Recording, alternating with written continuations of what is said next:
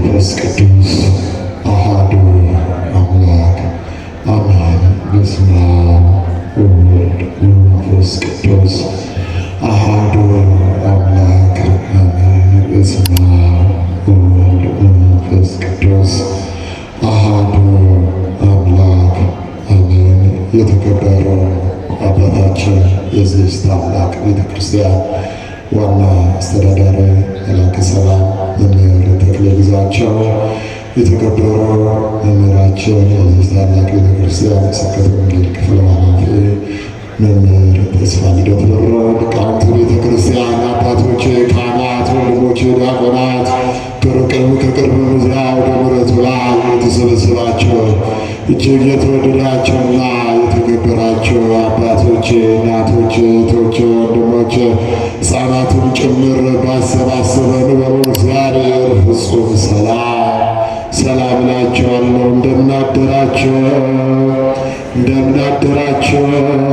እንደምናደራችሁ እንደምን እስከዚህ ሰዓት አደረሳችሁ አደረሰን።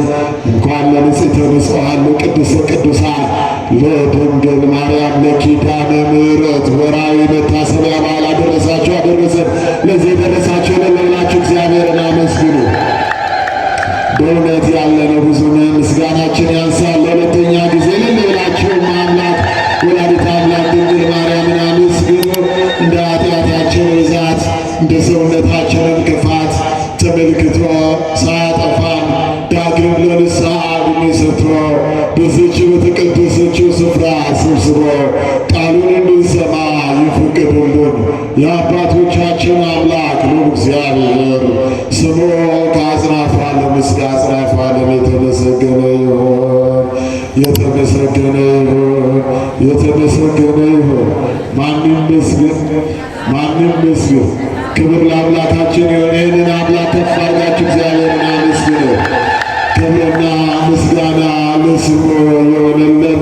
እንደ እግዚአብሔር እንደ አምላካችን ቅዱስ ፍቃድ እግዚአብሔር አምላካችን እንደረዳን እንዳገዘን መጠን ባለችን ጥቂት ደቂቃ የእግዚአብሔርን ቃል እንማማራለን።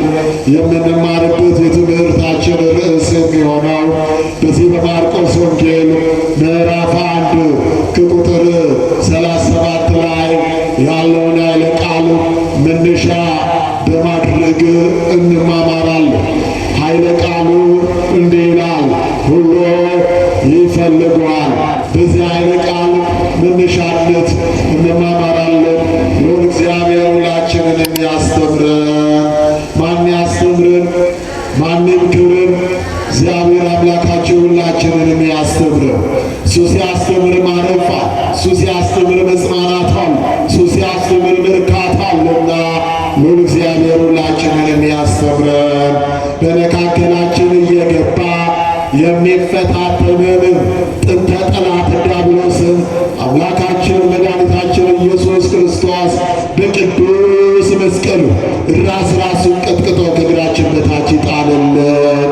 የምስጢር ባለቤት እግዚአብሔር መንፈስ ቅዱስ ነውና እግዚአብሔር መንፈስ ቅዱስ የራቀውን አቅርቦ የረቀቀውን አጉልቶ ሁላችንን የሚያስተምረን ጉባኤያችንን ጉባኤ ሐዋርያት ያድርግልን። ይህንን ኃይለ ቃል በአንደበታችን ብቻ አይደል በልብ ጭምር በማስተዋል አብረን እንላለን። ሁሉ ድምፃቸው አይሰማም። ሁሉ ይፈልገዋል።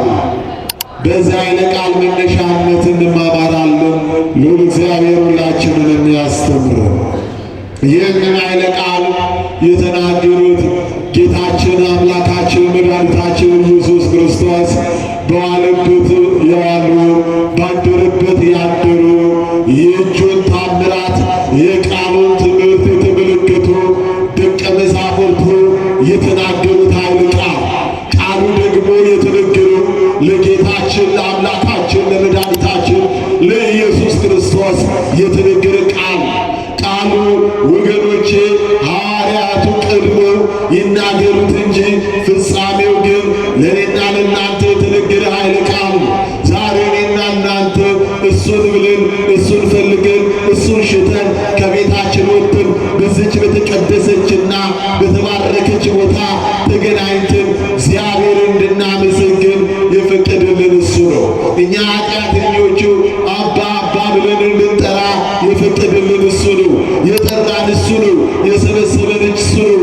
ይችን ቀን እንድናይ የፈቀደልን እሱ ነው።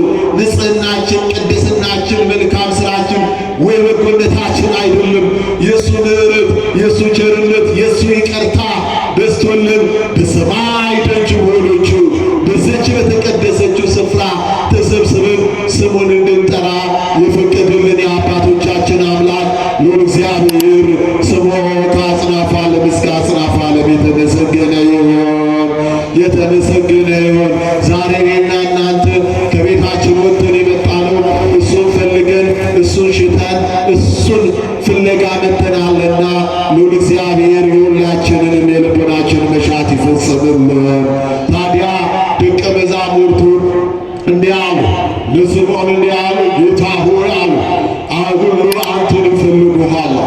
ከ5,000 ገበያ ሕዝብ በላይ ጌታችንን አምላካችንን መድኃኒታችንን ኢየሱስ ክርስቶስን እሱን ፈልገው እሱን ሽተው መጥተው ተሰብስበው ነበር።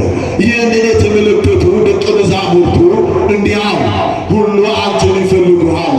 ሁሉም የመጡበት ዓላማ የተለያየ ነው። ግማሾቹ እሱን ብለው እሱን ፈልገው እሱን ሽተው የመጡበት ጉዳያቸው የጤና እጦት ነው። በደዌ ዳኛ ተይዘው በሕመም እየተሰቃዩ መድኃኒት እየቃሙ እየተጨነቁ በሕመማቸው ብዛት የተነሳ ክርስቶስ እንዲምራቸው፣ እንዲፈውሳቸው፣ እንዲያድናቸው እሱን ፈልገው እሱን ሽተው መጥተው ነበርና የታመሙ ሕመምተኞች በአልጋ ቁራኛ የተያዙ እየተንቀሳቀሱ ከሕመማቸው ጽናት የተነሳ የሚሰቃዩ አንተን ይፈልጉሃል። አንተ መሐሪ ይቅር ባይ ነህና፣ አንተ ፈዋሽ አምላክ ነህና አንተ እንድትፈውሳቸው እንድታድናቸው አንተን ብለው አንተን ፈልገው መጥተዋል አሉ። ደቀ መዛሙርቱ እነዚህ ሰዎች ብቻ አይደሉም አሉ፣ በአጋንንት ተይዘው የሚጨነቁ ወገኖች፣ አንድ ወደ እሳቱ አንድ ወደ ገደሉ የሚጥላቸው ከቤተሰቦቻቸው ጋር እንዳይስማሙ የሚያደርጋቸው እርኩስ መንፈስ ያደረባቸው ሰዎች ሰርተው እንዳይገቡ፣ ነግደው እንዳያተርፉ፣ ወልደው እንዳይስሙ፣ አግብተው ዓለማቸውን እንዳያዩ የሚያስጨንቃቸው ጠላት ዲያብሎስ በጠላት ዲያብሎስ ተይዘው የሚጨነቁ የሚጓትቱ ወገኖቼ የሚጨነቁ አንተን ይፈልጉሃል አሉ። ወገኖቼ እነዚህ ብቻ አይደሉም።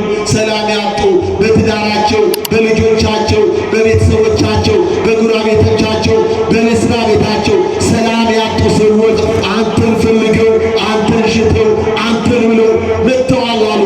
አይቻ አይደለም ወገኖቼ፣ ክርስቶስን አንተን ፈልገው አንተን ሽተው የመጡ በረከት ያጡ በረከት የበረከት አምላክ የጸጋ አምላክ ሰጥተህ የማያልቅብህ የበረከት አምላክ አንተን ብለው አንተን ፈልገው አንተን ሽተው መጥተዋል። ግማሾቹ የመልክህን ለማየት መጥተዋል። ግማሾችን ዝናን ሰምተው መጥተዋል። ግማሾቹ ደግሞ ወገኖቼ ያንተ ብንራብ ያበላናል፣ ብንጠማ ያጠጣናል ብለው አንተን ፍለው አንተን ፈልገው አንተን ሽተው መጥተዋል። ወገኖቼ ይህን ሁሉ የተሰበሰበው ማንም ፈልጎ ነው? ማንም ፈልገው ነው? ማንም ፈልጎ ነው? እግዚአብሔር ነው። እኔና እናንተ ዛሬ እሱን ፈልገን መጥተናል። ለእያንዳንዳችን የልቦናችንን መሻት ማን ያውቃል? ስሙ እንደ ማር ይጣፍጣል። ማን ያውቃል? ማን ያውቃል?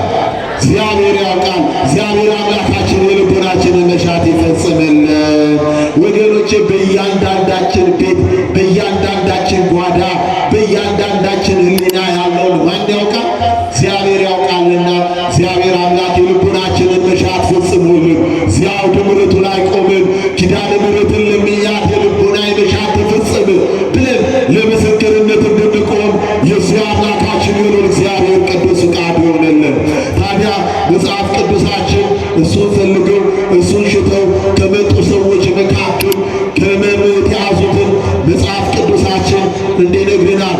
በዚህ በማቴዎስ ወንጌል ምዕራፍ 8 ላይ ከቁጥር 5 ጀምሮ ታሪኩ እንደዚህ ይተርክልናል። እንዲህ ይላል። ወደ ቅፍርናሆም በገባ ጊዜ የመቶ አለቃ ወደ እርሱ ቀረበ ይላል። ይህ መቶ አለቃ ነው፣ ስልጣን አለው ወገኖቼ።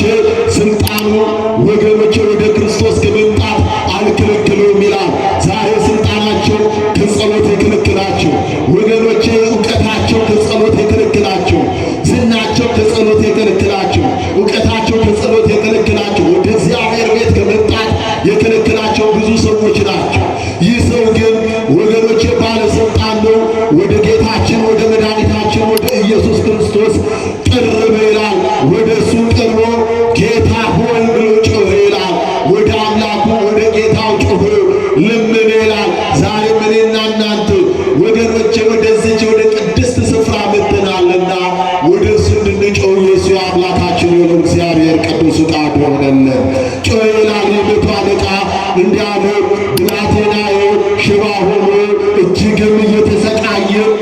በቤት ተኝቷል ብሎ ለመነው ይላል።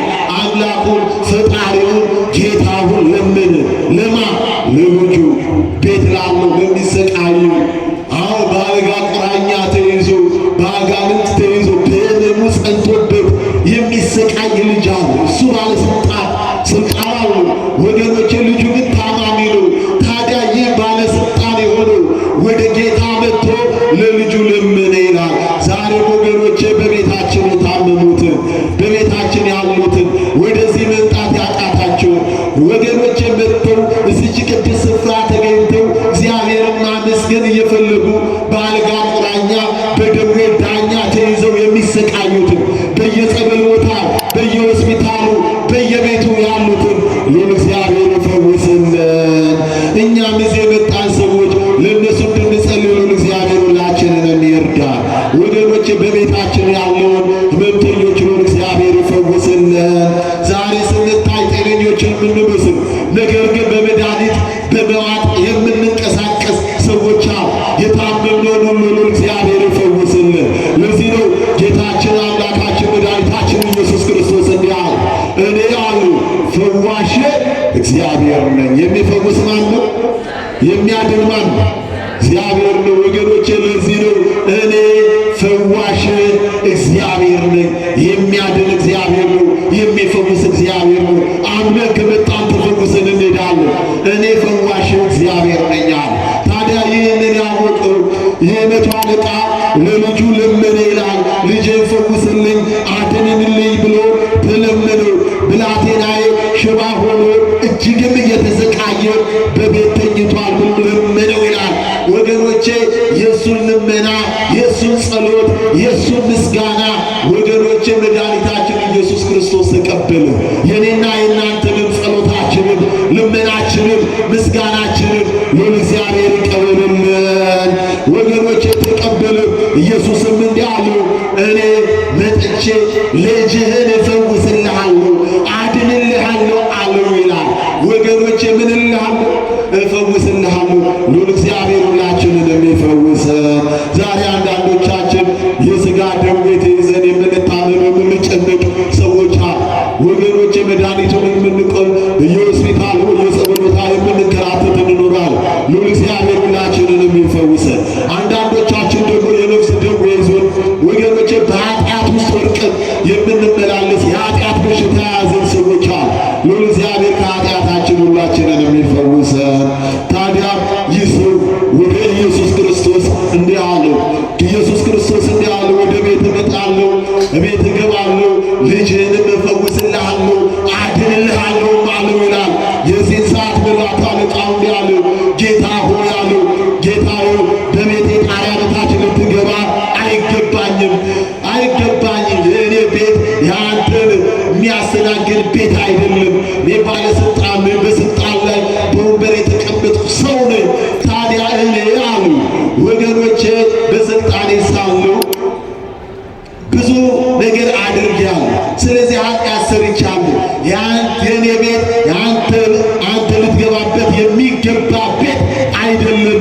እንዲህ አለው፣ ልትገባበት የሚገባበት ቤት አይደለም። ስለዚህ በቤቴ ጣሪያ በታች ልትገባ አይገባኝም። ነገር ግን አለው ቃል ብቻ ተናገር፣ ልጅም ይፈወሳል አለ። ክብርና ምስጋና ለአምላካችን ይሁን። ከፍ አድርጋችሁ እግዚአብሔርን አመስግኑ። ይህ ሰው በእምነት መጣ ይላል። ዛሬ እኔና እናንተ በእምነት ወደ ቅድስት ስፍራ እንድንመላለስ ነው እግዚአብሔር ሁላችንንም ይርዳል። ይህ ሰው መጣው በምኑ ነው? በእግሩ ብቻ አይደለም፣ በእምነት በልቡ አምኖ መጣ። ክርስቶስ ጋር ሄጄ ብለምን እግዚአብሔር ይሰማኛል፣ የቋጠሮዬንም ይፈታልኛል፣ ልጄንም ያድንልኛል ብሎ አምኖ መጣ ይላል። ዛሬ እግዚአብሔር የሚያየው አለባበሳችንን፣ አካሄዳችንን፣ ንግግራችንን አይደለም። የአንደበታችን የሚወጣው የቃላት ማማርን አይደለም። በጸሎታችን እግዚአብሔር የሚመለከተው እግዚአብሔር የሚያየው ልባችንን ነው። ልባችንን እግዚአብሔር ንጹሕ ያደርግልን። እግዚአብሔር ልቦናችንን በእምነት ይሙላል። ዛሬ እኔና እናንተ ብዙዎቻችን እምነት ጎሎናል። እምነት እግዚአብሔር ለሁላችንም ይጨምርልን። ወገኖቼ ይህ ሰው አመነ፣ መጣ፣ ክርስቶስ ፊት ቆመ፣ ለመነው ይላል። እንዲህ አለው፣ ቃል ብቻ ተናገር፣ ልጄ ምን ይላል? ይፈወሳል ብለው ለመነው ይላል። ዛሬ እናንተ በእምነት መጥቶ በእግዚአብሔር ተደርጎልን እሱን እንድናመሰግን የእሱ የአምላካችን የሆነው እግዚአብሔር ቅዱስ ፈቃዱ ይሆንልን። ወገኖች ብዙዎቻችን ወደ ቅድስና ስፍራ መጥተው እንጠራጠራለን። እምነቱን ስንቀባ፣ ጸበሉን ስንጠጣ፣ ቅባ ቅዱሱን ስንቀባ ወገኖቼ ወደ ቅድስ ስፍራ መጥተው እምነት የጎደለን ሰዎች አሉ። ለእግዚአብሔር በእምነትም ተመላልሰን ተደረገልን ብለን እንድናመሰግን ለእግዚአብሔር ሁላችሁንም ይርዳን። ወገኖቼ ይህ ሰው ቃል ብቻ ተናገር ልጅም ይፈወሳል ይድናል ብሎ በእምነት ተናገረ ይላል። ተናገረ ደግሞ አሉ ለእኔ ገዢ ነኝ አለ። እኔ ገዢ ነኝ። ስለዛ እኔ ከኔ በታች ብዙ ጭፍሮች አሉ። አንዱን ሂድ ብሎ ይሄዳል፣ አንዱን ደግሞ ና ብሎ ይመጣል። ሁሉም ይታዘዝልኛል። ባሪያዬን እናድርግ ብሎ ያደርጋል አለው ይላል። ኢየሱስ ክርስቶስ ከዚህ ከመቶ አለቃው የሚወጣውን ቃል ሰምቶ ይላል ወገኖቼ እጅግ ተደነቀ ይላል። ማን ተደነቀ? እግዚአብሔር አምላካችን ተደነቀ።